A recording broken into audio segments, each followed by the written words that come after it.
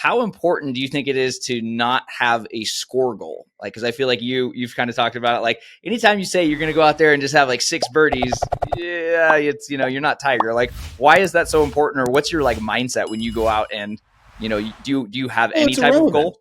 Yeah. It's irrelevant. I mean, obviously the goal is to shoot as low as you can. Like, I don't think an obvious goal should be a goal. Like, my goal is to win this week. Duh.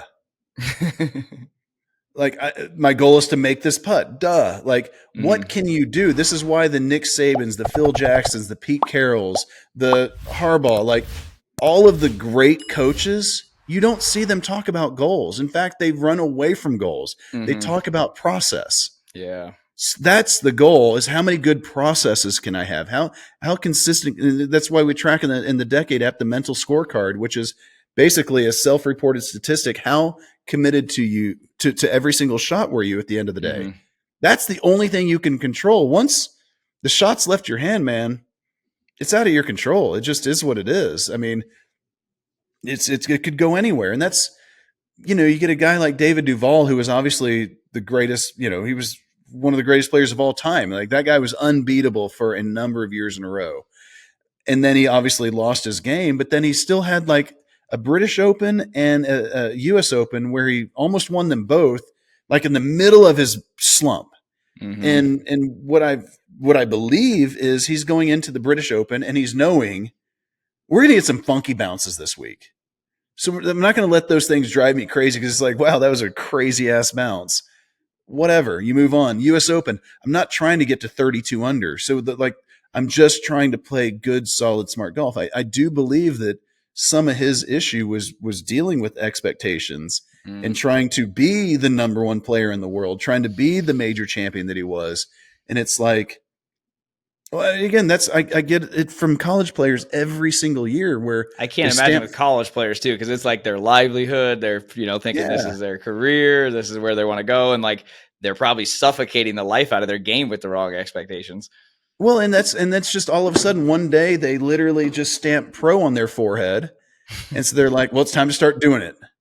It's like, it's the same game, man. I mean, it's the same game. You don't have to start doing it all of a sudden just because you're now a pro, and playing a little more patient and a little more disciplined. Like, it's so hard to do because everybody wants it so bad. I mean, you just want to go out and win and play good, but you're just getting in your way. I mean, you're just categorically getting in your way when you have some expectation of a finish in a tournament. There's this high school kid that plays on my daughter's high school team here, and he sent me a text a month or two ago, maybe a month ago. He didn't play well in the first round, and he was like, I got to go low tomorrow. And I'm like, why? Well, to get in the top 5. And well, because that's what's going to help me. I'm going to keep saying and or why to every reason you're going to tell me you have to go low tomorrow. I get it. In order to finish in the top 5, you probably should go low tomorrow. But rather than shooting 81-81, wouldn't 81-73 be great? Like, than trying to force a 67 to get the top 5. Like, again, critical to all this is there's nothing you can do strategically to just force a low round on any given day. Otherwise, you would do that every day. It's just variance. I firmly believe it's just variance. I just wanted you to say it because everyone has thought that, especially when you play shitty and you're like, I got to bounce back. Got to have a good one. Got to go low the next day. And the opposite of that. Yeah. The opposite of that is when people, like announcers, say, why is it so hard to back a great round with a great round? Because it's by definition a 0.05 times 0.05. It's not a big number. Like, if you had a 1 in 20 round, 62, 10 under, why can't you go low the next day? Because you just don't do it very often. So right.